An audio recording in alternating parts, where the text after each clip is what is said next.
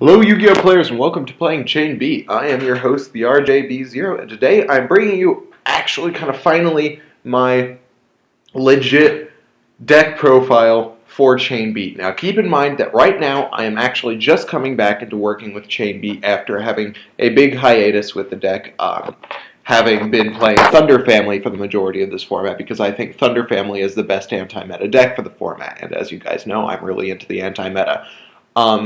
So right now, this kind of profile right here that I'm going to be giving you today is just really playing around with some things to try and just test things out. And this is pretty much what I've come to for this format. It's not going to be Chain Beat at its most optimal because this format is extremely subpar for Chain Beat's viability. I think that once we get into the next format, I'll actually be able to bring you a much more serious Chain Beat deck that actually reflects all of the techniques and elements that I've been talking about in my other videos. So this is what I'm just kind of playing around with for now. So what we've got is 3 Thunderbird and 3 Rabbits. It's pretty much self-explanatory. It's what makes the deck the deck.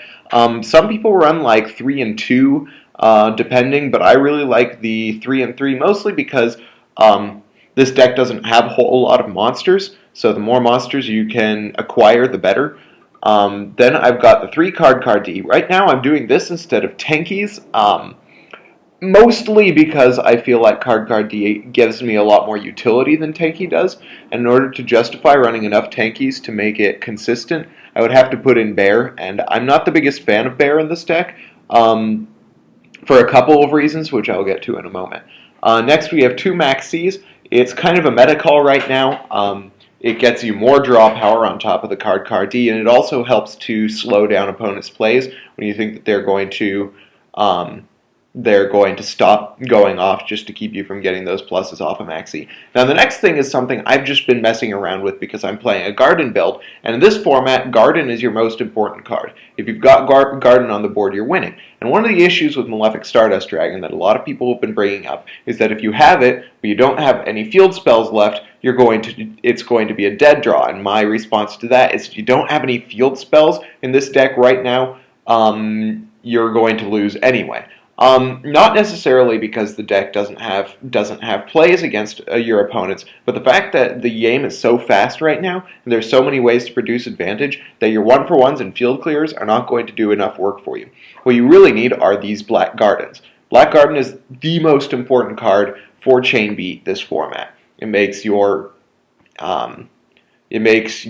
Rabbit bigger than Dragasac, your Thunderbird almost as big as Obelisk, and if you have this on the board, your opponent doesn't have a whole lot of plays they can make, particularly if you've also got the Malefic Stardust on the board. If you put the Garden down and you put the Malefic Stardust down in defense mode, it's going to be hard for your opponent to get rid of that Stardust, particularly with the sheer amount of protection and spot removal that you have in this deck. So it's something that I'm trying out. It isn't necessarily an idea that I'm going to hold on to for the future, but it's definitely something I want to try out just for this format to see if it is viable. So then we have the 2 terraformings, which allows you to once again search for your field spells, because like I said, if you don't have a field spell on the board for this deck right now, you're not going to be doing so hot. Against Prophecy, the field spell isn't as important, but since dragons are the most popular deck at the moment, it seems to me that it is a good idea to get a field spell as quickly as possible. So the 2 terraforming makes sense. Then we have 2 duality, because this deck hardly ever special summons, if ever. It has even more synergy with card D because it doesn't make sure that you aren't even really losing a turn at all from the pot duality, even if you did want to do that special summon. It's just a really helpful card. It adds speed to the deck, and it allows you to pretty much choose your plays a lot better than you would with, say, something like card D or Maxi. Then we've got the double Forbidden Chalice.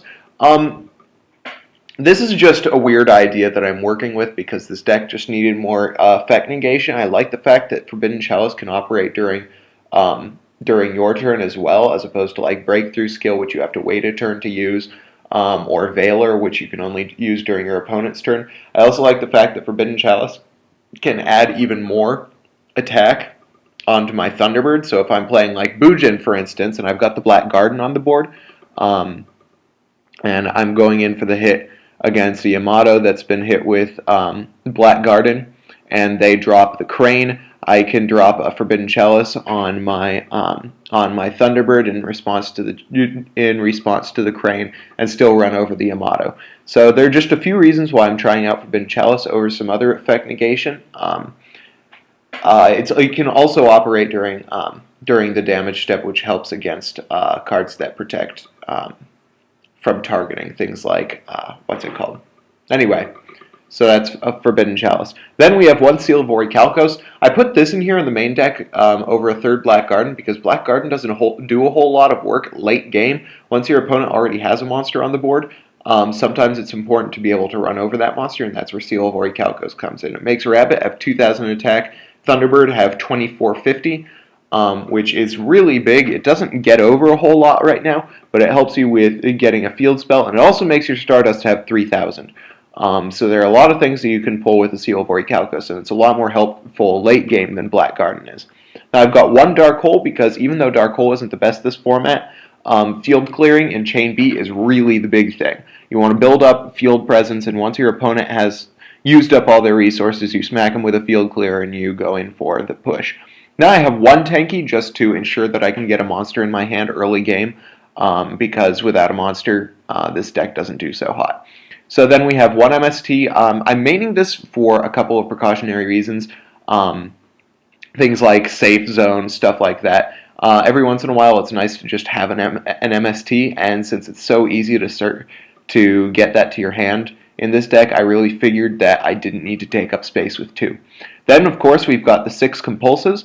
I realize that Stardust, like Bear, does not have a whole lot of synergy with Escape Device, but the difference between Stardust and Bear is Stardust protects your Black Garden, which while you have Black Garden on the field, you really shouldn't need this much spot removal. If you've got the Black Garden, you're already winning, your opponent's monsters are already not a problem, so really what you just need are the things like evac device and stuff like that. And once they actually waste cards to take out that Stardust so they can remove the Black Garden, it makes your compulsory escape device even more potent. So that's one of my justifications for actually trying out that Malefic Stardust Dragon. So of course you've got the 6 Compulses. They're really important in this format. They're pretty much the thing that makes the deck work. Then we've got 2 Bottomlesses, more spot removal because it's good. I can just, I don't know, I shouldn't need to explain. Bottomless. And then I've got 2 Vanities Emptiness. Now the fact that most people aren't maining MST this format really helps this deck with Vanities Emptiness. The reason being, if you flip this card and your opponent can't special summon, even if they summon a monster that can run over your Thunderbird, they're not going to be able to because you're just going to get it out of the way. So really, in all reality, Vanity's Emptiness is going to help you out a lot in this deck, particularly without the main MST. You can side it out game 2 if you think that they're going to side in MST, and you can side it out for things that are more specific to the deck, things like Soul Drain, Deck Lockdown, etc. So the 2 Vanities Emptiness really works in the main deck this format. It even works against Prophecy because they usually use Fate instead of MST.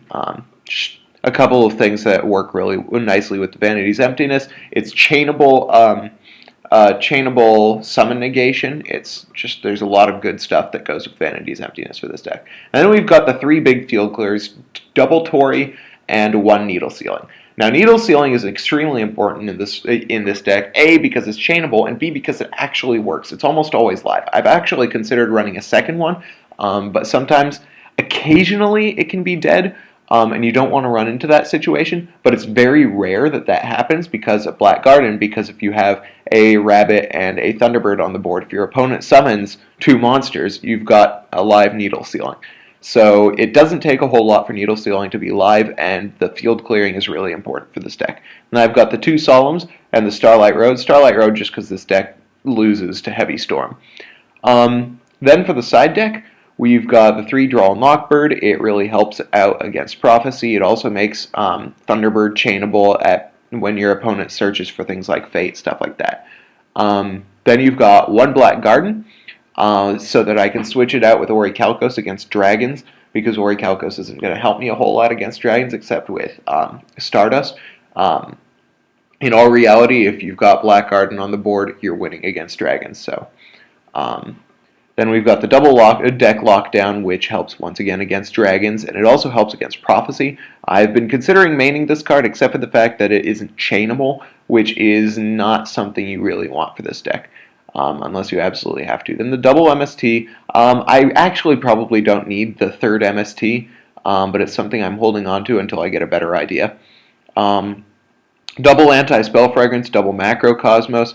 The macrocosmos helps a lot with the vanity's emptiness, especially against dragons, and then it also has synergy with anti-spell fragrance against prophecy because it not only slows them down, but it makes sure that they can't use things like fate or priestess or their field spell. And then soul drains because dragons, and then one grand mole because he adds himself back to your hand, so he's pretty much immune to Black Garden, and he's a nice piece of A-turn spot removal.